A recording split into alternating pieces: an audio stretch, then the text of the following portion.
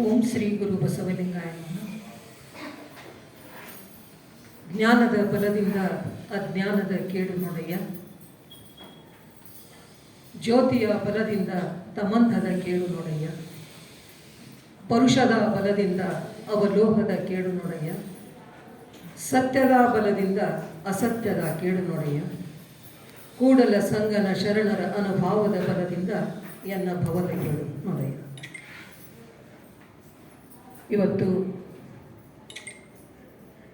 ವಿಶ್ವಗುರು ಮಹಾಮಾನವತಾವಾದಿ ಸ್ತ್ರೀ ಕುಲೋದ್ಧಾರಕ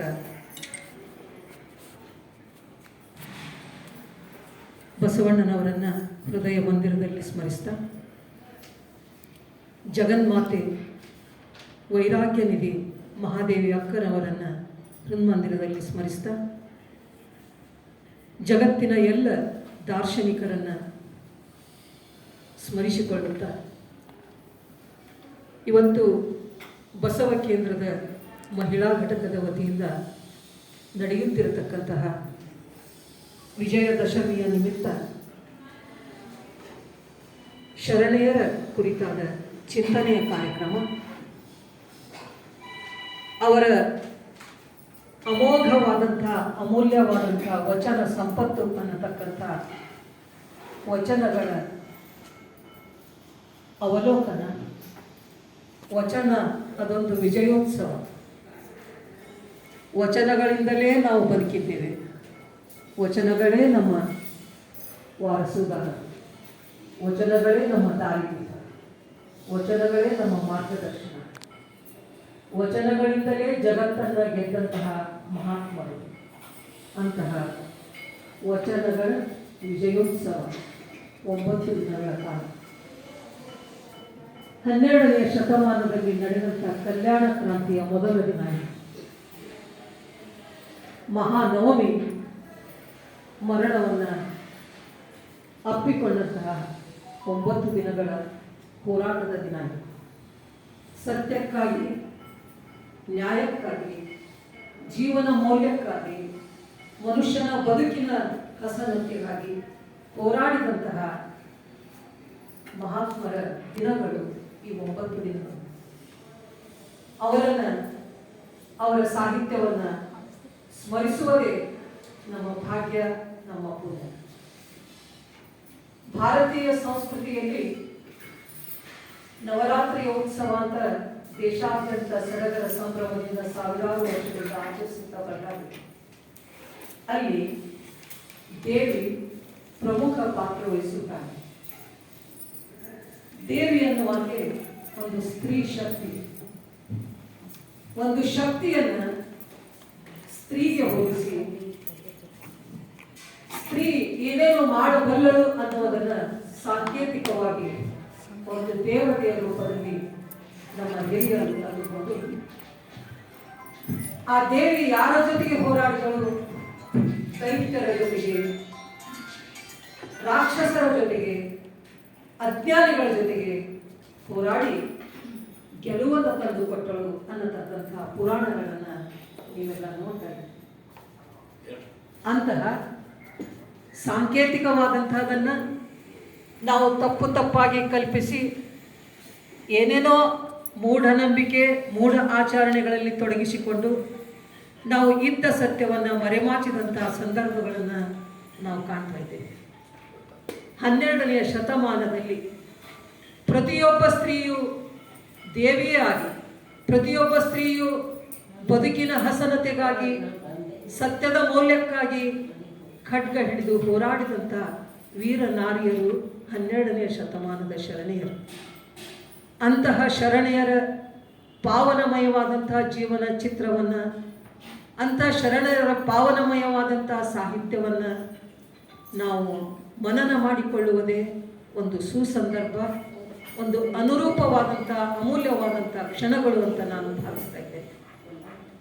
ಆತ್ಮೀಯರೇ, ಇವತ್ತಿನ ಈ ಸೌಭಾಗ್ಯದ ದಿನ ಶರಣೆ ಮಹಾಯೋಗಿನಿ ಲಿಂಗಮ್ಮನವರನ್ನು ಕುರಿತಾದಂತಹ ಕೆಲವು ವಿಚಾರಗಳನ್ನು ನಾವಿಲ್ಲಿ ಚಿಂತನವನ್ನು ಮಾಡೋದು. ಇದು ಚಿಂತನದ ಸಮಯ ಅಂತ. ಇದು ಕೇವಲ ಪುರಾಣದಂತೆ ಈ ಕಡೆ ಕೇಳಿ ಆ ಕಡೆ ಬಿಟ್ಟು ನಕ್ಕು ನಲಿದು ಹೋಗುವಂಥ ಸಮಯವಲ್ಲ.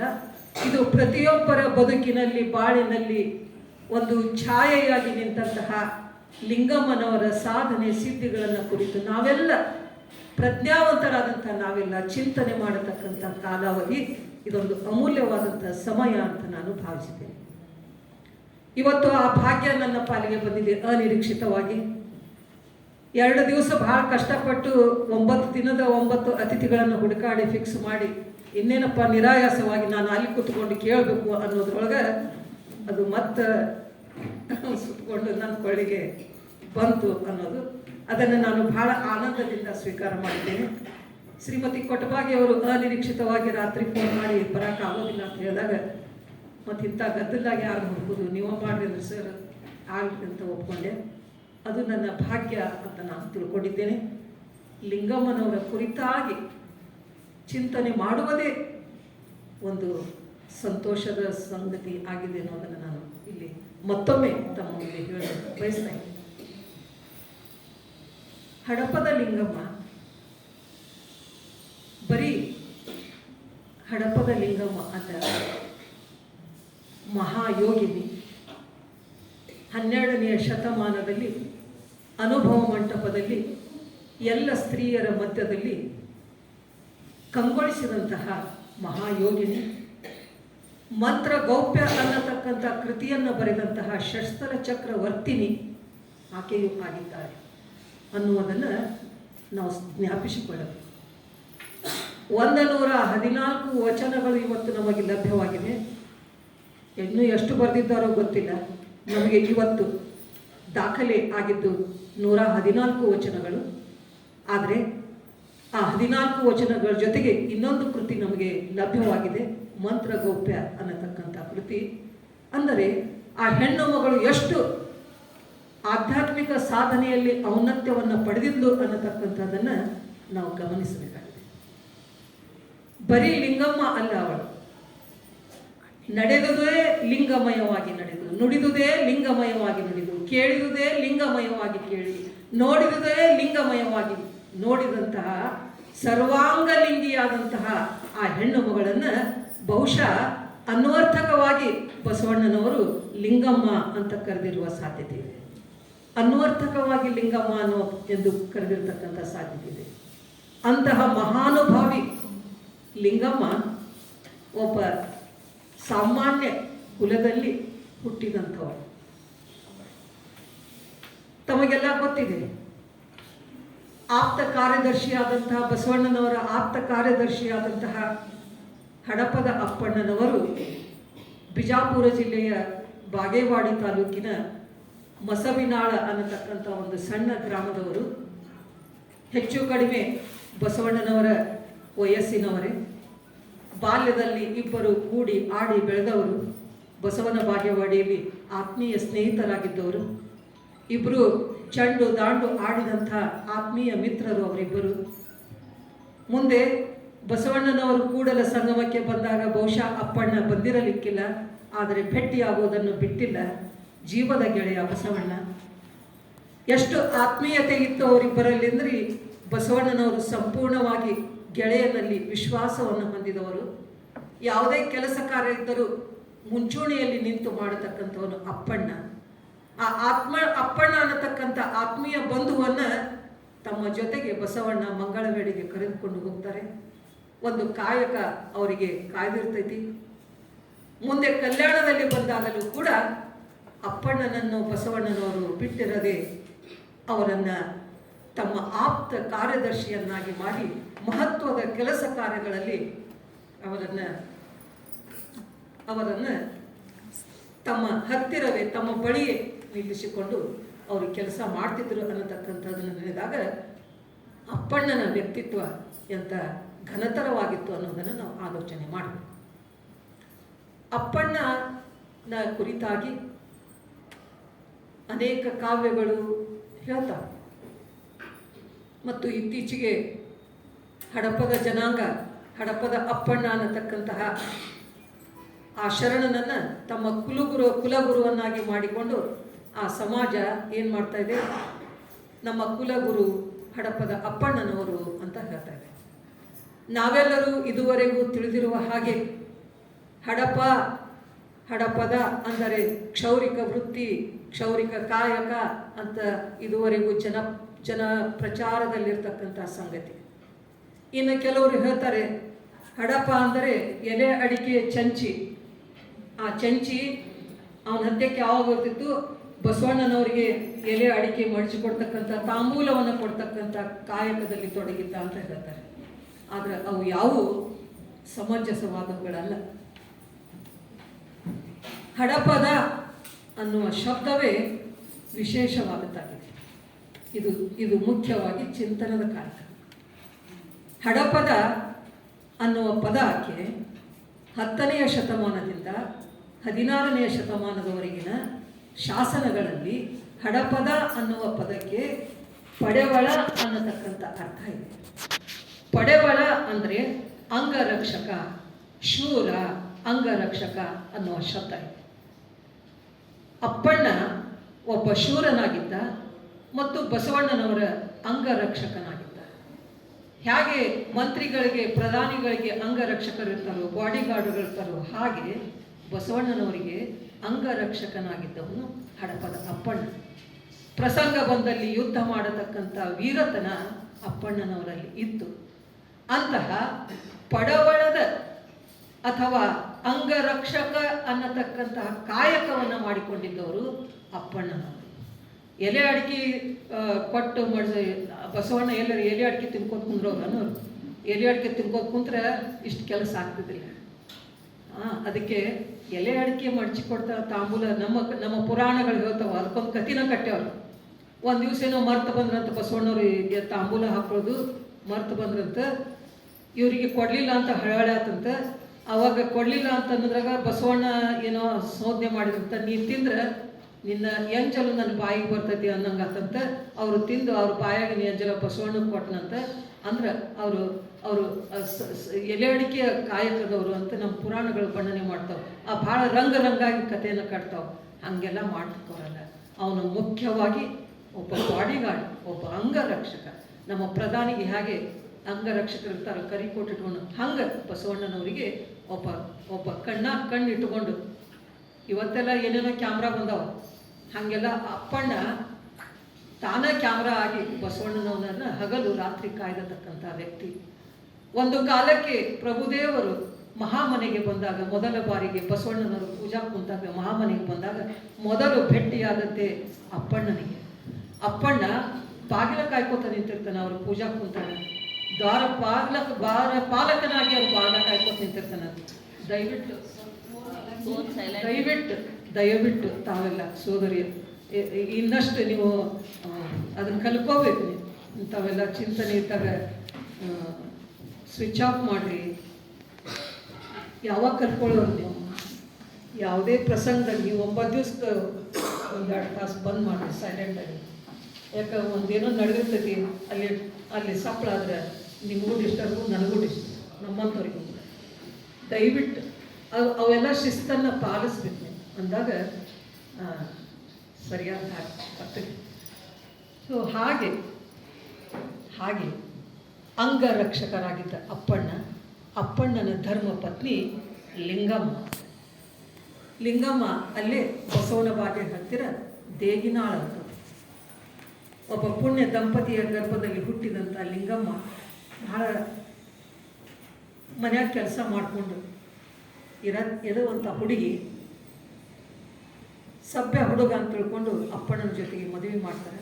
ಮುಂದೆ ಆಕೆ ಅಪ್ಪಣ್ಣನವರ ಜೊತೆಗಾತಿಯಾಗಿ ಮಂಗಳ ವೇಳೆಗೂ ಬರ್ತಾರೆ ಮತ್ತು ಕಲ್ಯಾಣಕ್ಕೂ ಲಿಂಗಮ್ಮ ಬರ್ತಾರೆ. ಲಿಂಗಮ್ಮ ಎಂಥ ಸಾಧನೆ ಮಾಡಿದ್ರು ಅನ್ನೋದನ್ನು ನಾವು ಗಮನಿಸಬೇಕು. ಮುಖ್ಯವಾಗಿ ಹೆಣ್ಣು ಮಕ್ಕಳಿಗೆ ಬಸವಣ್ಣನವರು ಅಕ್ಷರ ಜ್ಞಾನವನ್ನು ಕೊಡ್ತಾರೆ. ರಾತ್ರಿ ಶಾಲೆಯನ್ನು ಪ್ರಾರಂಭ ಮಾಡ್ತಾರೆ. ಹೆಣ್ಣು ಮಕ್ಕಳಿಗೆಲ್ಲ ಶಿಕ್ಷಣವನ್ನು ಕೊಟ್ಟು ಅವರನ್ನು ಸುಶಿಕ್ಷಿತರನ್ನಾಗಿ ಮಾಡ್ತಾರೆ. ಪರಿಣಾಮವಾಗಿ ಅವರ ಅನುಭವ ಮಂಟಪದಲ್ಲಿ 100 ಜನ ಮಹಿಳೆಯರು ಒಮ್ಮನಸ್ಸಿನಿಂದ ಅವರು ಶಿಕ್ಷಣವನ್ನು ಕಲಿತು ಇಂಥ ಸಾವಿರಾರು ವಚನಗಳನ್ನು ನಮ್ಮ ಹೆಣ್ಣು ಮಕ್ಕಳು ರಚನೆ ಮಾಡ್ತಾರೆ. ಹಾಗೆ ಯಾವ ಸಿದ್ದರಾಮನಷ್ಟು ಚನ್ನಬಸವಣ್ಣನಷ್ಟು ಎತ್ತರದಲ್ಲಿ ಬೆಳೆದಂಥವರು ಅವರೆಲ್ಲ ಹೆಣ್ಣು ಮಕ್ಕಳು. ಅಕ್ಕಮ್ಮನನ್ನು ತಗೊಳ್ರಿ, ಮೋಳಿಗೆ ಮಹಾದೇವಿಯನ್ನು ತಗೊಳ್ರಿ, ಸತ್ಯಕ್ಕನನ್ನು ತಗೊಳ್ರಿ, ಕಾಳವೆಯನ್ನು ತಗೊಳ್ರಿ, ರಮ್ಮವೆಯನ್ನು ತಗೊಳ್ರಿ, ಒಬ್ಬರಿಗಿಂತ ಒಬ್ಬರು ಅದ್ವಿತೀಯವಾದಂಥ ಸಾಧನೆಯನ್ನು ಮಾಡಿದವರು ಈ ಎಲ್ಲ ಶರಣೆಯರು. ನಮಗೆ ದೊರೆತಿರತಕ್ಕಂಥ ಇವತ್ತಿಗೆ 33 ಶರಣೆಯರು, ಅವರ ಅಲ್ಪ ವಚನಗಳು ಮಾತ್ರ ನಮಗೆ ಸಿಕ್ಕಿವೆ. ಅವರೆಲ್ಲ ಒಬ್ಬರಿಗಿಂತ ಒಬ್ಬರು ಆಧ್ಯಾತ್ಮಿಕ ಜಿಜ್ಞಾಸುವಾಗಿ ಆಧ್ಯಾತ್ಮಿಕ ಸಾಧನೆ ಸಿದ್ಧಿಗಳನ್ನು ಪಡೆದು ಅಂಥ ಒಂದು ಅಮೋಘವಾದಂಥ ವಚನಗಳನ್ನು ಬರೆಯತಕ್ಕಂಥ ತಾಕತ್ತನ್ನು ಆ ಹೆಣ್ಣು ಮಕ್ಕಳು ಪಡೆದುಕೊಳ್ತಾರೆ. ಅಂಥವರಲ್ಲಿ ಮಹಾಜ್ಞಾನಿ, ಮಹಾಯೋಗಿನಿ, ಮಹಾಶಿವಯೋಗಿನಿ ಹಡಪದ ಲಿಂಗಮ್ಮ ಆಗಿದ್ದಾರೆ. ವಿಶೇಷವಾಗಿ ಲಿಂಗಮ್ಮನ ವಚನದಲ್ಲಾಗಲಿ ಅಥವಾ ಅಪ್ಪಣ್ಣನವರ ವಚನದಲ್ಲಾಗಲಿ ಅವರ ಕ್ಷೌರಿಕ ವೃತ್ತಿಯ ಯಾವ ಸಲಕರಣೆಗಳ ಉಲ್ಲೇಖವೂ ಬರುವುದಿಲ್ಲ.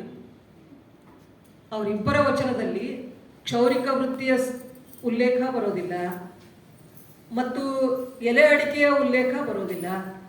ಅದಕ್ಕೆ ನಾವು ತಿಳ್ಕೋಬೇಕು, ಅಂಗರಕ್ಷಕ ಅಪ್ಪಣ್ಣ ಆಗಿದ್ದ ಅನ್ನತಕ್ಕಂಥದ್ದು. ಇವತ್ತು ಜಾತಿಯ ಬೆನ್ನು ಹತ್ತಿ ಏನೇನೋ ನಡೆದೈತಿ, ಆ ಗದ್ದಲ ಬೇರೆ.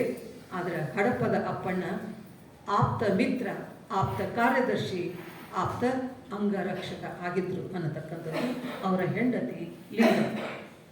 ಎಲ್ಲ ಸುಶಿಕ್ಷಿತ ಶರಣೆಯರ ಮಧ್ಯದಲ್ಲಿ ಮಹಾಯೋಗಿನಿಯಾಗಿ ಕಾಣಿಸಿಕೊಂಡವರು ಲಿಂಗಮ್ಮನವರು. ಲಿಂಗಮ್ಮ ಎಂಥ ಒಂದು ಶಸ್ತ್ರ ಸಿದ್ಧಿಯನ್ನು ಮಾಡಿಕೊಂಡಿದ್ರು ಅನ್ನೋದರ ಬಗ್ಗೆ ಬಹಳಷ್ಟು ನಮಗೆ ಆ ವಚನದಿಂದ ತಿಳಿದು ಬರ್ತಾ ಇದೆ. ಲಿಂಗಮ್ಮನವರ ಒಂದು ವಚನ ತಾವೆಲ್ಲ ತಿಳಿದಿದ್ದೀರಿ ಅಂತ ನಾನು ಭಾವಿಸಿದ್ದೀನಿ. ಅದೆಂದರೆ ಅವರು ಹೇಳ್ತಾರೆ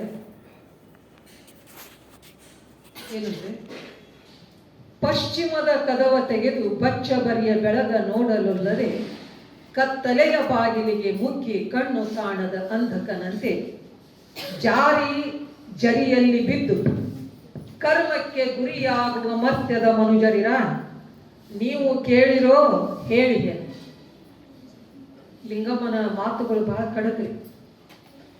ಬೆಳೆ ಬಿಟ್ಟು ಒಬ್ಬ ಅಧಿಕಾರಯುತವಾಗಿ ಸಮಾಜಕ್ಕೆ ಒಂದು ದಿವ್ಯ ಸಂದೇಶವನ್ನು ಕೊಡ್ತಾಳೆ, ಎಚ್ಚರಿಕೆಯ ಗಂಟೆಯನ್ನು ಬಾರಿಸ್ತಾಳೆ. ನೋಡ್ರಿ, ಕರ್ಮಕ್ಕೆ ಗುರಿಯಾಗುವ ಮರ್ತ್ಯದ ಮನುಜರಿರ ನೀವು ಕೇಳಿರೋ ಹೇಳಿ ಏನು. ನಮ್ಮ ಶರಣರ ನಡೆ ಎಂತೆಂದರೆ ಕತ್ತಲೆಯ ಬಾಗಿಲಿಗೆ ಕದವ ನಿಕ್ಕಿ ಪಶ್ಚಿಮದ ಕದವ ತೆಗೆದು ಬಚ್ಚ ಬರಿಯ ಬೆಳಗಿನೊಳಗೆ ಓಲಾಡುವ ಶರಣರ ಪಾದಕ್ಕೆ ನಮೋ ನಮೋ ಎಂದು ಸುಖಿಯಾಗಿದ್ದೇನಯ್ಯ ಅಪ್ಪಣ್ಣ ಪ್ರಿಯ ಚನ್ನಬಸವಣ್ಣ ಅಂತ. ಅಪ್ಪಣ್ಣ ಪ್ರಿಯ ಚನ್ನಬಸವಣ್ಣ ಅನ್ನೋದು ಲಿಂಗಮ್ಮನವರ ಒಂದು ವಚನಾಂಕಿತ ಆಗಿದೆ. ಆಕೆ ಹೇಳ್ತಕ್ಕಂಥ ವಚನ ಇದಾಗಿದೆ. ಪಶ್ಚಿಮದ ಕದವ ತೆಗೆದು ಬಚ್ಚ ಬರಿಯ ಬೆಳಗ ನೋಡಲೊಲ್ಲದೆ ಕತ್ತಲೆಯ ಬಾಗಿಲಿಗೆ ಮುಗ್ಗಿ ಕಣ್ಣು ಕಾಣದ ಅಂಧಕನಂತೆ. ಕರದಲ್ಲಿ ಇಷ್ಟಲಿಂಗ ಇದ್ದಾಗ ದೃಷ್ಟಿಯೋಗ ಮಾಡಬೇಕು. ಆ ದೃಷ್ಟಿಯೋಗದಿಂದ ನಮ್ಮ ಪಶ್ಚಿಮ ಶಿಖಾ ಚಕ್ರ ಅನ್ನತಕ್ಕಂಥ ಕದ ಅದು ತೆಗಿತತಿ. ಶತಕೋಟಿ ಸೂರ್ಯ ಬೆಳಕು ಅಲ್ಲಿ ಚಿಮ್ಮುತ್ತೈತಿ. ನೀವು ಅದನ್ನು ಮಾಡೋದು ಬಿಟ್ಟು, ಪಶ್ಚಿಮದ ಕದ ತೆಗೆಯೋದು ಬಿಟ್ಟು ನೀವು ಕತ್ತಲೆಯ ಬಾಗಿಲಿಗೆ ಮುಗ್ಗಿರಲ್ಲಪ್ಪ, ಅಜ್ಞಾನದ ಬಾಗಿಲಿಗೆ ಮುಗ್ಗಿರಲ್ಲಪ್ಪ. ಕತ್ತಲೆಯ ಬಾಗಿಲನ್ನು ಎಷ್ಟು ಬಡ್ಕೊಂಡ್ರು ನಿಮಗೆ ಬೆಳಕು ಹ್ಯಾಂಗೆ ಸಿಗಬೇಕಪ್ಪ. ಪಶ್ಚಿಮ ಶಿಖಾ ಚಕ್ರ ಅದೊಂದು ನಮ್ಮ ಚಕ್ರಗಳಲ್ಲಿ 9ನೆಯ ಚಕ್ರ ಅಂತ ಹೇಳ್ತಾರೆ. ಅದು ಹಿಂದಿನ ಭಾಗದಲ್ಲಿ ಕಾಣಿಸಿಕೊಳ್ತಕ್ಕಂಥ ಪಶ್ಚಿಮ ಶಿಖಾ ಚಕ್ರ. ಆ ಪಶ್ಚಿಮ ಶಿಖಾ ಚಕ್ರವನ್ನು ನಮ್ಮ ಲಿಂಗಮ್ಮ ಪಶ್ಚಿಮದ ಕದ ಅಂತ ಹೇಳ್ತಾರೆ. ಯಾವನು ಅಂಗಲಿಂಗ ಸಾಮರಸ್ಯದಲ್ಲಿ, ಲಿಂಗಾಂಗ ಸಾಮರಸ್ಯದಲ್ಲಿ ಆ ನೇರ ದೃಷ್ಟಿಯಿಂದ ಅಥವಾ ಈ ದೃಷ್ಟಿಯೋಗದಿಂದ ಯಾವನು ಸಾಧನೆ ಮಾಡ್ತಾನೋ ಆವಾಗ ಆ ಪಶ್ಚಿಮ ಶಿಖಾ ಚಕ್ರ ಜಾಗೃತವಾಗಿ ಅಲ್ಲಿ ಬೆಳಕು ಕಾಣ್ತಾ ಇದೆ ಅನ್ನತಕ್ಕಂಥದ್ದನ್ನು ಅನುಭವಿಸಿ ಆನಂದಿಸಿ ಅದನ್ನು ಲೋಕಕ್ಕೆ ಅದನ್ನು ಪಡಿ ಹಿಡಿತಾಳೆ ಲಿಂಗಮ್ಮ. ಎಷ್ಟು ಚಂದ ಹೇಳ್ತಾರೆ ಅಂದ್ರೆ ನೋಡ್ರಿ ಅವರು, ಪಶ್ಚಿಮದ ಕದವ ತೆಗೆದು ಬಚ್ಚ ಬರಿಯ ಬೆಳಗ ನೋಡಲಲ್ಲದೆ. ಅರೆ ನೀವು ನೋಡಕತ್ತದ್ದು ಈ ಲೈಟಿಂದು ಮರ್ಕ್ಯುರಿ ಬೆಳಗು, ನೀವು ನೋಡಕತ್ತದ್ದು ಬರೇ ಕತ್ಲ. ಆದರೆ ನೀವು ನೋಡಬೇಕಾದದ್ದು ಒಳಗಿರತಕ್ಕಂಥ ಪಶ್ಚಿಮ ಶಿಖಾ ಚಕ್ರದ ಬೆಳಕನ್ನು ನೋಡಿ. ಅದನ್ನು ನೀವು ನೋಡಕ್ಕಲ್ರಲ್ಲ, ಅದನ್ನು ಬಿಟ್ಟು ನೀವು ಏನು ಮಾಡಕತ್ತೀರಿ? ಕತ್ತಲೆಯ ಬಾಗಿಲಿಗೆ ಮುಗ್ಗಿ ಕಣ್ಣು ಕಾಣದ ಅಂಧಕನಂತೆ. ಒಳಗಿನ ಕಣ್ಣು ಜಾಗೃತ ಆಗಬೇಕು. ಬರೀ ನೀವು ಹೊರಗಿನ ಕಣ್ಣಿನಿಂದ ನೀವು ಏನೇನೋ ಹುಡ್ಕಾಕೊಂಡಿರಿ, ನೀವು ಬೆಳಕು ಹುಡ್ಕಾಕೊಂಡಿರಿ, ಆ ಬೆಳಕು ನಿಮಗೆ ಎಲ್ಲಿ ಸೇರಬೇಕು? ಕಣ್ಣಿದ್ದು ಕುರುಡರಾಗಿರಿ ಅಂತ.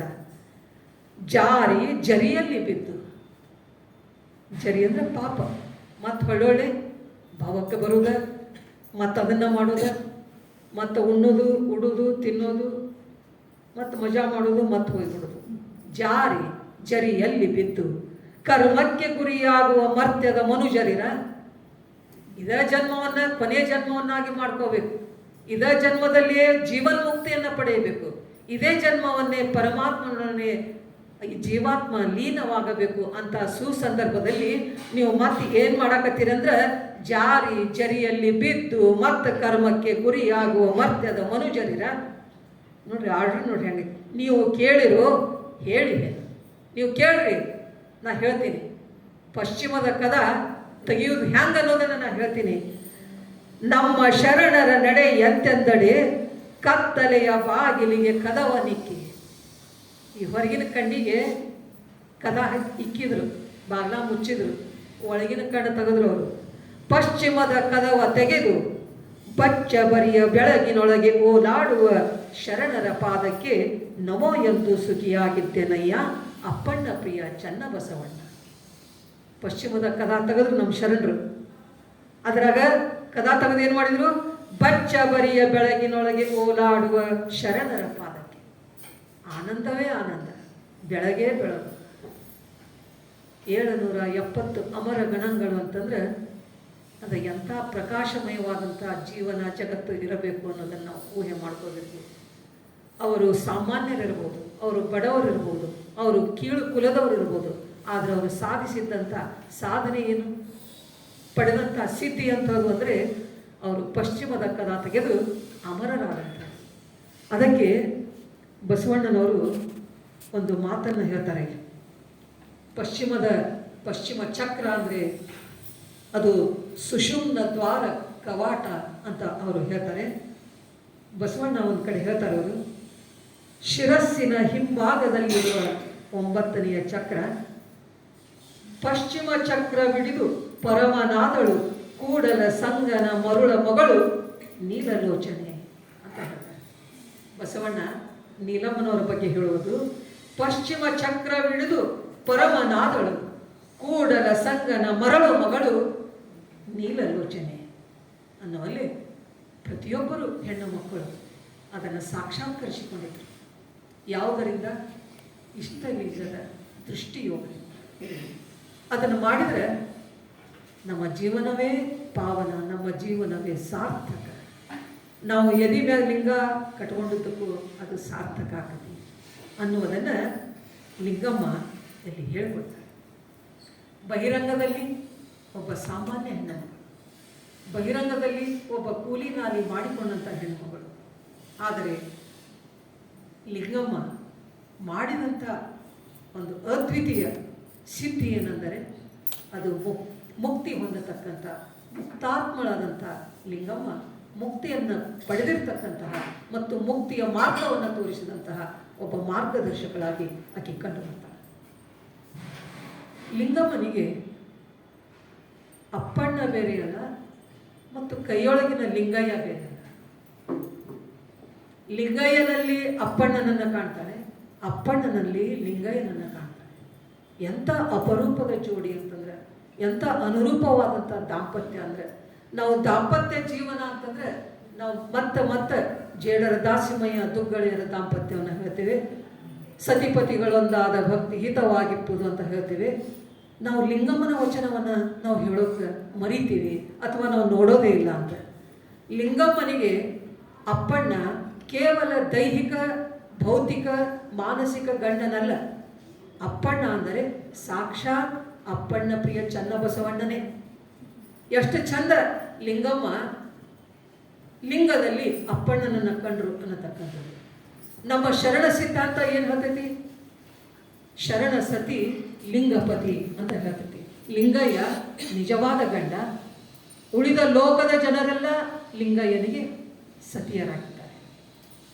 ಇಲ್ಲಿ ಲಿಂಗಮ್ಮ ತಾನು ಸತಿಯಾಗಿ, ಲಿಂಗಯ್ಯನೇ ಗಂಡನಾಗಿ, ಲಿಂಗಯ್ಯನೇ ಗಂಡನಾದುದರಿಂದ ಅಪ್ಪಣ್ಣ ಬೇರೆ ಅಲ್ಲ. ಅಪ್ಪಣ್ಣನಲ್ಲಿ ಲಿಂಗಯ್ಯನನ್ನ, ಲಿಂಗಯ್ಯನಲ್ಲಿ ಅಪ್ಪಣ್ಣನನ್ನ ಕಂಡಂತಹ ಮಹಾ ಸಾಧ್ವಿ ಶಿರೋಮಣಿ. ನೋಡಿ ಎಂಥ ವಿಶಿಷ್ಟವಾದಂಥ ವಚನ ಅದು. ಏನೇನು ಇಲ್ಲದಾಗ ನೀವಿಲ್ಲದಿದ್ದಡೆ ನಾನಾಗಬಲ್ಲೆನೆ ಅಯ್ಯ. ಏನೇನು ಇಲ್ಲದಾಗ ನೀವಿಲ್ಲದಿದ್ದಡೆ, ಏನೂ ಇದ್ದಿದ್ದಿಲ್ಲ ನನಗೇನೂ ಗೊತ್ತಿದ್ದಿದ್ದಿಲ್ಲ. ನನಗೆ ಅಷ್ಟಾವರಣಗಳು ಗೊತ್ತಿರಲಿಲ್ಲ, ಪಂಚಾಚಾರಗಳು ಗೊತ್ತಿರಲಿಲ್ಲ, ಶತಸ್ಥಲಗಳು ಇರ್ತಿದ್ದಿಲ್ಲ. ನಾವೊಂದು ಹಳ್ಳಿಯ ಮುಕ್ತ ಹುಡುಗಿ. ಅಂಥಕ್ಕೆ ನಿಮ್ಮ ಕೈ ಹಿಡಿದ ಮ್ಯಾಗ ನೀವು ನನ್ನ ಜೀವನದಲ್ಲಿ ಹ್ಯಾಂಗೆ ಪ್ರವೇಶ ಮಾಡಿದ್ರಿ ಅಂತಂದ್ರೆ, ನೋಡ್ರಿ ನಮ್ಮ ಲೌಕಿಕ ದಾಂಪತ್ಯಕ್ಕೂ ಮತ್ತು ಶರಣೆಯರ ದಾಂಪತ್ಯಕ್ಕೂ ಎಷ್ಟು ವ್ಯತ್ಯಾಸ ಐತಿ ಅನ್ನೋದನ್ನು ಗಮನಿಸ್ಬೇಕು. ನಾವು ಡಿಗ್ರಿ ನೋಡಿ ಮದುವೆ ಮಾಡ್ತೀವಿ, ವರದಕ್ಷಿಣೆ ನೋಡಿ ಮದುವೆ ಮಾಡ್ತೀವಿ, ಕ್ವಾಲಿಫಿಕೇಷನ್ ನೋಡಿ ಮದುವೆ ಮಾಡ್ತೀವಿ, ಅಂತಸ್ತು ನೋಡಿ ಮದುವೆ ಮಾಡ್ತೀವಿ, ಅವೆಲ್ಲ ನೋಡ್ಕೊಂಡು ಜೋಡಿ ಮಾಡ್ತೀವಿ. ಮುಂದೆ ಏನೇನು ಆಕತಿ ಕತಿ ಗೊತ್ತಿಲ್ಲ. ಆದರೆ ಶರಣೆಯರು ಎಂಥ ಒಂದು ಸಿದ್ಧಾಂತವನ್ನು ಒಪ್ಕೊಂಡ್ರು ಮತ್ತು ಅಪ್ಕೊಂಡ್ರು ಅಂತಂದರೆ, ಏನೋ ಸಣ್ಣ ಹುಡುಗಿದ್ದ ಲಗ್ನ ಮಾಡ್ಕೊಂಬಂದು ಮುಂದೆ ಹೇಳ್ದಂಗೆ ಕೇಳ್ಕೊತ ಒಂದು 4 ಮಕ್ಕಳನ್ನ ಹಿಡಿದು ಮನೆ ಕೆಲಸ ಮಾಡಿ ಹುಷಪ್ಪ ನನ್ನ ಮುಗಿದು ಮಕ್ಕಳು ಲಗ್ನ ಮಾಡಿದ್ರಾತಂತ ಮಜಾ ಮಾಡಲಿಲ್ಲ.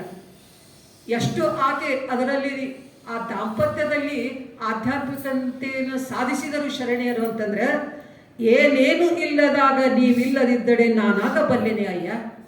ನನಗೊಂದು ಅಸ್ತಿತ್ವ ಅಂತಿದ್ರೆ, ನನಗೊಂದು ವ್ಯಕ್ತಿತ್ವ ಅಂತಿದ್ರೆ, ಏನೋ ಒಂದು ನನ್ನಲ್ಲಿ ಸಿದ್ಧಿ ಐತಂದ್ರೆ ಅದಕ್ಕೆ ಅಪ್ಪಣ್ಣನೇ ಕಾರಣ.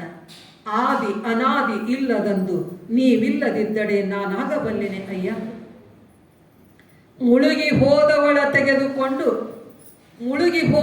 ತೆಗೆದುಕೊಂಡು ನಿಮ್ಮ ತೊತ್ತಿನ ಪಡಿದೊತ್ತಿನ ಮಗಳೆಂದು ರಕ್ಷಣೆಯ ಮಾಡಿದ ಶಿಶುವಾದ ಕಾರಣ ಹಡಪದ ಅಪ್ಪಣ್ಣನೇ ಎನ್ನ ಕರಸ್ಥಲಕ್ಕೆ ಲಿಂಗವಾಗಿ ಬಂದು ನೆಲೆಗೊಂಡನು ನೋಡಯ್ಯ. ಹಡಪದ ಅಪ್ಪಣ್ಣನೇ ಎನ್ನ ಕರಸ್ಥಲಕ್ಕೆ ಲಿಂಗವಾಗಿ ಬಂದು ನೆಲೆಗೊಂಡನು ನೋಡಯ್ಯ. ಏನ್ರಿ ಇದು? ಎಂಥ ಅದ್ಭುತವಾದಂಥ ರೋಮಾಂಚನಕಾರಿ ವಚನ ಇದು. ನಿಮ್ಮ ತೊತ್ತಿನ ಪಡಿದೊತ್ತಿನ ಮಗಳೆಂದು. ಎಲ್ಲ ಶರಣರ ಸೇವಕಳಿಗಿಂತ ಸೇವಕಳು, ದಾಸಿಗಿಂತ ದಾಸಿಗಳು. ಪಾಪ ಅದಕ್ಕೆ ಏನು ಗೊತ್ತೈತಿ? ಬಹಳ ಸಣ್ಣದು. ಅದಕ್ಕೆ ಏನು ಗೊತ್ತೈತಿ ಅಂತ ತಿಳ್ಕೊಂಡು ಲಿಂಗಮ್ಮನನ್ನ ಮೇಲಕ್ಕೆ ಎತ್ತಿ ಆಧ್ಯಾತ್ಮಿಕ ಸಾಧನೆಯಲ್ಲಿ ಆಕೆಯನ್ನು ತೊಡಗಿಸಿ ರಕ್ಷಣೆಯ ಮಾಡಿದ ಶಿಶುವಾದ ಕಾರಣ. ನನ್ನ ಹ್ಯಾಂಗ ನೀವು ಕಾಪಾಡಿದ್ರಿ ಅಂದ್ರೆ, ಒಂದು ಶಿಶು, ಒಂದು ಮುಗ್ಧ ಮಗುವಿಗೆ ಹ್ಯಾಂಗೆ ರಕ್ಷಣೆ ಮಾಡ್ತಾವ ತಾಯಿ, ಹಂಗೆ ನೀವು ನನಗೆ ತಾಯಿಯಾಗಿ, ತಂದೆಯಾಗಿ, ಬರೀ ಗಂಡನಾಗಿ ಅಲ್ಲ, ನನಗೆ ದೇವರೇ ಆಗಿ ಹಡಪದ ಅಪ್ಪಣ್ಣನೆಯನ್ನ ಕರಸ್ಥಲಕ್ಕೆ ಲಿಂಗವಾಗಿ ಬಂದು ನೆಲೆಗೊಂಡನು ನೋಡ. ಏನು ಅದ್ಭುತ ರೀ! ಮಹಾದೇವಿ ಅಕ್ಕ ಚನ್ನಮಲ್ಲಿಕಾರ್ಜುನನೇ ನನ್ನ ಗಂಡ ಅಂತ ಲೋಕಕ್ಕೆ ಸಾರಿದಂತೆ ಲಿಂಗಮ್ಮ ಕೂಡ ಗಂಡನೇ ನನ್ನ ದೇವರು. ಅಲ್ಲೇ ದೇವರನ್ನ ಗಂಡನನ್ನಾಗಿ ಮಾಡಿಕೊಂಡ್ರೆ ಅಕ್ಕ, ಇಲ್ಲಿ ಗಂಡನನ್ನೇ ದೇವರನ್ನಾಗಿ ಪರಿವರ್ತನೆ ಮಾಡಿಕೊಂಡಂಥ ಸಾಧ್ವಿ ಶಿರೋಮಣಿ ಮಹಾಸತಿ, ಮಹಾಶರಣೆ ಲಿಂಗಮ್ಮ ಆಗ್ತಾರೆ. ಇಷ್ಟು ಒಂದು ದೊಡ್ಡ ಸಿದ್ಧಿಯನ್ನು ಪಡೆದ ಮೇಲೆ ಬಸವಣ್ಣವ್ರು ಸುಮ್ಮ ಬಿಡಲಿಲ್ಲ. ನಿಮ್ಮಷ್ಟಕ್ಕೆ ನೀವು ಹೌದ್ರವ, ಶಾಣರದಿರಿ, ಸಾಧನೆ ಮಾಡಿದ್ರಿ ಅಂತ ಬಿಡಲಿಲ್ಲ. ಒಂದು ಸ್ಕೂಲ್ ತೆಗೆದ್ರು. ಯೋಗ ಸಿದ್ಧಿಯ, ಯೋಗ ಸಾಧನೆಯ ಒಂದು ಶಾಲೆಯನ್ನು ತೆಗಿತಾರವರು. ಎಲ್ಲರಿಗೂ ಈ ಷಟ್ಸ್ಥಲ ಸಾಧನೆಯ ಮೂಲಕ ಆತ್ಮ ಸಾಕ್ಷಾತ್ಕಾರ ಮಾಡಿಕೊಳ್ಳತಕ್ಕಂತಹ ಒಂದು ಶಾಲೆಯನ್ನು ಅವರು ತೆಗಿತಾರೆ. ಆ ಶಾಲೆಯ ಶಿಕ್ಷಕಿ ಯಾರು ಅಂದರೆ ಲಿಂಗಮ್ಮ. ಲಿಂಗಮ್ಮನೇ ಗುರುವಾಗಿ, ಲಿಂಗಮ್ಮನೇ ಶಿಕ್ಷಕಿಯಾಗಿ ಅವರಿಗೆ ಶಿವಯೋಗವನ್ನು ಕಲಿಸಿಕೊಡ್ತಾರೆ.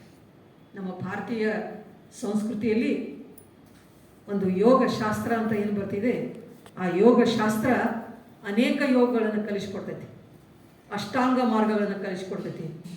24 ಯೋಗಗಳನ್ನು ನಮ್ಮ ಭಾರತೀಯ ಯೋಗಶಾಸ್ತ್ರ, ಭಾರತೀಯ ತತ್ವಜ್ಞಾನ ಹೇಳಿಕೊಡ್ತೈತಿ. ಹಠಯೋಗ, ಲಯಯೋಗ, ಮಂತ್ರಯೋಗ, ಅಷ್ಟಾಂಗ ಯೋಗ ಇವನ್ನೆಲ್ಲ ಹೇಳಿಕೊಡ್ತೈತಿ. ಆದರೆ ಅವೆಲ್ಲಕ್ಕಿಂತ ಭಿನ್ನವಾಗಿ ಶರಣರು ಸಾಧಿಸಿದ್ದು ಶಿವಯೋಗ. ಆ ಶಿವಯೋಗದ ಶಿಕ್ಷಕಿಯಾಗಿ ಒಂದು ಮಹಾಮನೆ, ಆ ಮಹಾಮನೆಯಲ್ಲಿ ಎಲ್ಲ ಹೆಣ್ಣು ಮಕ್ಕಳನ್ನು, ಗಂಡು ಮಕ್ಕಳನ್ನು ಕರೆದು ಅದರದ್ದು ಲೀಡರ್ ಯಾರಂದ್ರೆ ಲಿಂಗಮ್ಮ ತಾಯಿ. ಲಿಂಗಮ್ಮ ಒಬ್ಬ ಯೋಗ ಶಿಕ್ಷಕಿಯಾಗಿ ಶಿವಯೋಗ ಸಾಧನೆಯನ್ನು ಎಲ್ಲರಿಗೂ ಅವರು ಕಲಿಸಿಕೊಡ್ತಾರೆ. ಅದಕ್ಕೆ ಆ ಬಸವಣ್ಣನವರು ಅಂತಹ ಒಂದು ಕೆಲಸವನ್ನು ಒಪ್ಪಿಸ್ಬಿಡ್ತಾರೆ. ಆ ಹೆಣ್ಮಕ್ಕಳಿಗೆ ಇಂಥ ಒಂದು ಕೆಲಸ ಒಪ್ಪಿಸ್ಬಿಡ್ತಾರೆ.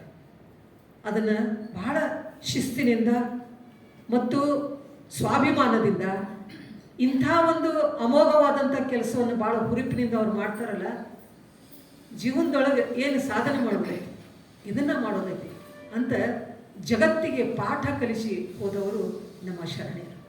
ಅಂಥ ಯೋಗ ಸಿದ್ಧಿಯನ್ನು ಮಾಡಿಕೊಂಡು ಯೋಗ ಶಿಕ್ಷಕಿಯಾಗಿ ಅದನ್ನು ಬಹಳಷ್ಟು ಜನರನ್ನು ತಯಾರು ಮಾಡ್ತಾರೆ ಲಿಂಗಮ್ಮ. ಅದರ ಪರಿಣಾಮವಾಗಿ ಅವರು ಮಂತ್ರಗೌಪ್ಯ ಅನ್ನತಕ್ಕಂತಹ ಒಂದು ಕೃತಿಯನ್ನು ಅವರು ರಚನೆ ಮಾಡ್ತಾರೆ. ಲಿಂಗಮ್ಮ ರಚಿಸಿದ ಮಂತ್ರಗೌಪ್ಯಕ್ಕೆ ಅಪ್ಪಣ್ಣಗಳ ರಾಣಿ ನಿರೂಪಿಸಿದ ಮಂತ್ರಗೌಪ್ಯ ಅಂತ ಹೆಸರಿಟ್ಟಾರೆ. ಅಪ್ಪಣ್ಣಗಳ ರಾಣಿ ನಿರೂಪಿಸಿದ ಮಂತ್ರಗೌಪ್ಯ ಅನ್ನತಕ್ಕಂಥ ಹೆಸರು ಆ ಕೃತಿಗೆ ಐತಿ ಅನ್ನತಕ್ಕಂಥದ್ದು. ರಾಣಿ ಅನ್ನತಕ್ಕಂಥ ಮಾತು ಬಹಳ ಅರ್ಥಪೂರ್ಣವಾದದ್ದು. ಲಿಂಗ ರೂಪದಲ್ಲಿ ಅಪ್ಪಣ್ಣನನ್ನು ಕಂಡ ಲಿಂಗಮ್ಮ ಅಪ್ಪಣ್ಣದ ರಾಣಿಯೂ ಹೌದು, ಲಿಂಗದ ರಾಣಿಯೂ ಹೌದು. ಹೀಗಾಗಿ ಅಪ್ಪಣ್ಣನ ರೂಪವನ್ನು ಲಿಂಗದಲ್ಲಿ ಕಂಡು, ಲಿಂಗದ ರೂಪವನ್ನು ಅಪ್ಪಣ್ಣನವರಲ್ಲಿ ಕಂಡು ಆಕೆ ಅಪ್ಪಣ್ಣನ ರಾಣಿಯೂ ಹೌದು ಮತ್ತು ಲಿಂಗಯ್ಯನ ರಾಣಿಯೂ ಹೌದು ಅನ್ನೋದನ್ನು ನಾವು ಇಲ್ಲಿ ಮನಗಾಡ್ತಾ ಇದ್ದೇವೆ. ಹೀಗೆ ಅನೇಕ ವಚನಗಳು, ಬಹಳ ಮೌಲಿಕವಾದಂಥ ವಚನಗಳು. ಪ್ರತಿಯೊಂದು ವಚನವು ಆಧ್ಯಾತ್ಮಿಕ ಜಿಜ್ಞಾಸೆ ನಡೆಸುವಂಥದ್ದು, ತಪ್ಪಿದ್ದರೆ ತಿದ್ದಿ ಹೇಳುವಂಥದ್ದು, ಒಮ್ಮೊಮ್ಮೆ ಬೈದು ಹೇಳುವಂಥದ್ದು, ಒಮ್ಮೊಮ್ಮೆ ಟೀಕೆ ಮಾಡಿ ಹೇಳತಕ್ಕಂಥದ್ದು. ಇವೆಲ್ಲವನ್ನು ನಾವು 114 ವಚನಗಳಲ್ಲಿ ಕಾಣ್ತಾ ಇದ್ದೇವೆ. ಲಿಂಗಮ್ಮನ ಭಾಷೆ ಸರಳ ಭಾಷೆ, ದೇಸೀಯ ಭಾಷೆ. ಅನೇಕ ದೃಷ್ಟಾಂತಗಳನ್ನು, ರೂಪಕಗಳನ್ನು, ಉಪಮೆಗಳನ್ನು ಕೊಟ್ಟು ಅವನ್ನ ಸರಿಯಾದ ದಾರಿಗೆ, ಹಾಗೆ ಒಂದು ಕೈಯಲ್ಲಿ ಹಾಲು ಬಟ್ಟಲು ಮತ್ತೊಂದು ಕೈಯಲ್ಲಿ ಓಜು ಕಟ್ಟಿಗೆ ಅಂತ ಶಿಕ್ಷಕ ಹಿಡಿತನೋ, ಒಂದು ಕಡೆಗೆ ಜ್ಞಾನದ ಬಟ್ಟಲನ್ನು ಹಿಡಿದು ಮತ್ತೊಂದು ಕಡೆಗೆ ತಪ್ಪಿದ್ದರೆ ಶಿಕ್ಷೆ ಕೊಡ್ತಕ್ಕಂಥ ಕಟ್ಟಿಗೆಯನ್ನು ಹಿಡಿದು ಲಿಂಗಮ್ಮ ಒಬ್ಬ ಶಿವಯೋಗ ಸಾಧಕಿ ಮಾತ್ರ ಅಲ್ಲ, ಶಿವಯೋಗದ ಶಿಕ್ಷಕಿಯಾಗಿ ಅಲ್ಲಿಯ ಜನತೆಯನ್ನು ಉದ್ಧಾರ ಮಾಡತಕ್ಕಂಥ ಒಂದು ಕೈಂಕರ್ಯವನ್ನು ನಮ್ಮ ಶಿವಯೋಗಿನಿ ಲಿಂಗಮ್ಮ ಪಡಿತಾ ಇದ್ದಾಳೆ ಅನ್ನತಕ್ಕಂಥದ್ದನ್ನು ನಾವು ನೋಡ್ತಾ ಇದ್ದೇವೆ. ಬಹಳಷ್ಟು ವಚನಗಳು ಅರ್ಥಗರ್ಭಿತ ವಚನ ಆಗ್ಯವ. ನಮ್ಮ ಶಿವಯೋಗಿನಿ ಲಿಂಗಮ್ಮ ಅಂತ ತನಗೆ ದೊರೆತಿರ್ತಕ್ಕಂಥ ಅವಕಾಶಕ್ಕೆ ಆ ಸಮಾಜದಲ್ಲಿ ನಾಯಕಿಯಾಗಿ ಸ್ಪಂದಿಸಿ ಇತರರಿಗೆ ಬೋಧಿಸುವ ಧೈರ್ಯವನ್ನು ಮಾಡಿದ್ದರಿಂದ ಲಿಂಗಮ್ಮನ ವಚನಗಳು ಅಂದರೆ ಅವು ಲಿಂಗಮ್ಮನ ಬೋಧೆಯ ವಚನಗಳು ಅಂತ ಶರಣರು ಟೈಟಲ್ ಕೊಟ್ಟಿದ್ದಾರೆ. ಅದಕ್ಕೆ ಒಂದು ತಲೆಬರಹವನ್ನು ಕೊಟ್ಟಿದ್ದಾರೆ, ಶರಣೆ ಲಿಂಗಮ್ಮನ ಬೋಧೆಯ ವಚನಗಳು. ಬೋಧನೆ ಮಾಡ್ತಕ್ಕಂಥ ಟೀಚರ್ ಶಿ. ಅದಕ್ಕೆ ಬರೀ ಹೆಣ್ಮಕ್ಳಿಗೆ ಅಷ್ಟಾಗಿ ಶಿಕ್ಷಣ ಕೊಡಲಿಲ್ಲ, ಯಾರಿಗೆ ಹಸಿವಿತ್ತು ಅದ್ರದ್ದು ಅಂತ ಪುರುಷರಿಗೂ ಕೂಡ ಆಕೆ ಶಿಕ್ಷಣವನ್ನು ಕೊಡ್ತಾಳೆ. ಅದಕ್ಕೆ ನಮ್ಮ ವಿದ್ವಾಂಸರಾದಂಥ ಸಂಶೋಧಕರಾದಂಥ ಡಾಕ್ಟರ್ ಎಂ ಚಿದಾನಂದ ಮೂರ್ತಿಯವರು ಲಿಂಗಮ್ಮನವರ ಬಗ್ಗೆ ಒಂದು ಮಾತನ್ನು ಹೀಗೆ ಬರೀತಾರೆ. ಲಿಂಗಮ್ಮನಂಥವರಿಗೆ ಆಧ್ಯಾತ್ಮ ಎಂಬುದು ಒಂದು ತೊಡಗುವಿಕೆಯ ಹೊರತು ಬೇಕಾದಾಗ ಇಟ್ಟು ಬೇಡವಾದಾಗ ಬಿಚ್ಚಿ ಇಡುವ ತೊಡವು ಅಲ್ಲ. ಲಿಂಗಮ್ಮನಂಥವರಿಗೆ ಆಧ್ಯಾತ್ಮ ಅನ್ನೋದು ಒಂದು ತೊಡಗುವಿಕೆಯ ಹೊರತು. ಆಧ್ಯಾತ್ಮ ಅನ್ನೋದು ಅದರಲ್ಲಿ ಇನ್ವಾಲ್ವ್ಮೆಂಟ್, ಅದರಲ್ಲಿ ತೊಡಗಿಸಿಕೊಳ್ಳುವುದು, ಅದರಲ್ಲಿ ಸಂಪೂರ್ಣವಾಗಿ ತಲ್ಲೀನನಾಗುವುದು ಏನು ಆಧ್ಯಾತ್ಮ ಇದೆ. ಅದನ್ನು ಬಿಟ್ಟರೆ ಬೇಕಾದಾಗಿಟ್ಟು ಬೇಡಾದಾಗ ಬಿಚ್ಚಿಡತಕ್ಕಂಥ ತೊಡವು ಅಲ್ಲ. ತೊಡವು ಅಂದರೆ ಆಭರಣ. ಬೇಕಾದಾಗ ಹಾಕೊಳ್ಳೋದು, ಬೇಡದಾಗ ಮತ್ತೊಂದು ಮ್ಯಾಚಿಂಗ್ ಹಾಕೊಳ್ಳೋದು ಆಭರಣ ಅಲ್ಲ. ಆಧ್ಯಾತ್ಮ ಅನ್ನೋದು ಅದು ಸಂಪೂರ್ಣವಾಗಿ ರಕ್ತಗತವಾಗಿ ರೋಮ ರೋಮಗಳಲ್ಲೆಲ್ಲ ತುಂಬಿಕೊಳ್ಳತಕ್ಕಂತಹ ಒಂದು ಅಮೃತ ಪಾತ್ರೆ, ಅಮೃತ ನಿಧಿ ಅನ್ನತಕ್ಕಂಥ ಮಾತನ್ನು ಚಿದಾನಂದ ಮೂರ್ತಿಯವರು ಹೇಳ್ತಾ ಇದ್ದಾರೆ. ಹೀಗೆ ಒಂದು ಹಿರಿದಾದ ಶರಣೆಯಾಗಿ ತಮ್ಮ ಹಿರಿದಾದ ಬದುಕಿಗೆ ಒಂದು ವ್ಯಾಖ್ಯೆಯನ್ನು ಬರೆದಂತಹ ಮಾತುಗಳು ಚಿದಾನಂದ ಮೂರ್ತಿಯವರಾಗ್ತದೆ. ಅಂಥ ಒಂದು ಅಪ್ಪಟ ಅದ್ಭುತ ಶರಣೆ ಲಿಂಗಮ್ಮನವರ ಬಗ್ಗೆ ನಾವೆಲ್ಲ ಒಂದಿಲ್ಲ ಒಂದು ಸಮಯದಲ್ಲಿ, ನಾವು ಮಹಾಮನೆ ಮಾಡುವ ಸಂದರ್ಭದಲ್ಲಿ, ನಾವು ಯಾವುದೇ ಕಾರ್ಯಕ್ರಮವನ್ನು ಒಪ್ಪಿಕೊಂಡ ಸಂದರ್ಭದಲ್ಲಿ, ನಮಗೆಲ್ಲೋ ಅನುಭವ ನೀಡ್ತಕ್ಕಂಥ ಪ್ರಸಂಗ ಬಂದರೆ ಅವಾಗ ನಾವು ಮುಖ್ಯವಾಗಿ ಲಿಂಗಮ್ಮನವರ ವಚನಗಳನ್ನು ಆಯ್ದುಕೊಂಡು ಅವರ ವಚನಗಳನ್ನು ನಾವು ಅಧ್ಯಯನ ಮಾಡಿದ್ದೇ ಆದರೆ ನಮಗೆ ಒಂದು ಆತ್ಮತೃಪ್ತಿ ಅನ್ನೋದು ಸಿಗ್ತೈತಿ. ಮತ್ತು ನಾವು ಜೀವನದಲ್ಲಿ ಏನನ್ನು ಸಾಧಿಸಬೇಕಾಗಿದೆ ಅನ್ನೋದನ್ನು ನಾವು ತಿಳಿದುಕೊಳ್ಳುವುದು ಬಹಳ ಅವಶ್ಯವಾಗಿದೆ. ಇಂತಹ ಒಂದು ಮಹಾಶರಣೆ ಲಿಂಗಮ್ಮ ಆಧ್ಯಾತ್ಮಿಕದ ಔನ್ನತ್ಯವನ್ನು ಪಡೆದು ಹಡಪದಲ್ಲಿ ಅಪ್ಪಣ್ಣನವರ ಸಮಸಮನಾಗಿ ನಿಂತುಕೊಂಡು ನಮ್ಮೆಲ್ಲರಿಗೂ ಕೂಡ ಮಾರ್ಗ ತೋರಿದಂತಹ ಮಹಾಗುರುವಾಗಿ ಅವರು ಪರಿಣಮಿಸಿದ್ದಾರೆ. ಅಂತಹ ಲಿಂಗಮ್ಮನವರ ಒಂದು ದಾರಿಯಲ್ಲಿ ನಾವೆಲ್ಲ ಸಾಗೋಣ ಅಂತ ಹೇಳ್ತಾ, ನಾವೆಲ್ಲ ಲಿಂಗವಂತರಾಗಿ ಎದೆ ಮೇಲೆ ಲಿಂಗ ಕಟ್ಕೊಂಡ್ವಿ. ಆದರೆ ಅದರಿಂದ ನಾವು ಏನು ಪಡ್ಕೋಬೇಕು ಅನ್ನೋದ್ರ ಬಗ್ಗೆ ನಾವು ಇನ್ನಷ್ಟು ಸಾಧನೆಯನ್ನು ಮಾಡಬೇಕಾಗಿದೆ, ಏಕಾಗ್ರತೆಯನ್ನು ಸಾಧಿಸಬೇಕಾಗಿದೆ, ದೃಷ್ಟಿಯೋಗವನ್ನು ಮಾಡಬೇಕಾಗಿದೆ. ಅಂಥದ್ದೆಲ್ಲವನ್ನೂ ನಾವು ಕಲಿತುಕೊಳ್ಳೋಣ ಅಂತ ಈ ಸಂದರ್ಭದಲ್ಲಿ ಮಾತನ್ನು ಹೇಳ್ತಾ, ಇದೊಂದು ಸದವಕಾಶವನ್ನು ನಮಗೆ ಮಹಿಳಾ ಘಟಕ ಕಲ್ಪಿಸಿಕೊಟ್ಟಿದೆ. ಈ ಎಲ್ಲ ಮಾತುಗಳನ್ನು ಶರಣರ ಪಾದಕ್ಕೆ ಸಮರ್ಪಿಸ್ತಾ ಮತ್ತೊಮ್ಮೆ ಎಲ್ಲರಿಗೂ ನನ್ನ ಶರಣಾರ್ಥಿಗಳನ್ನು ಸಲ್ಲಿಸ್ತೇನೆ.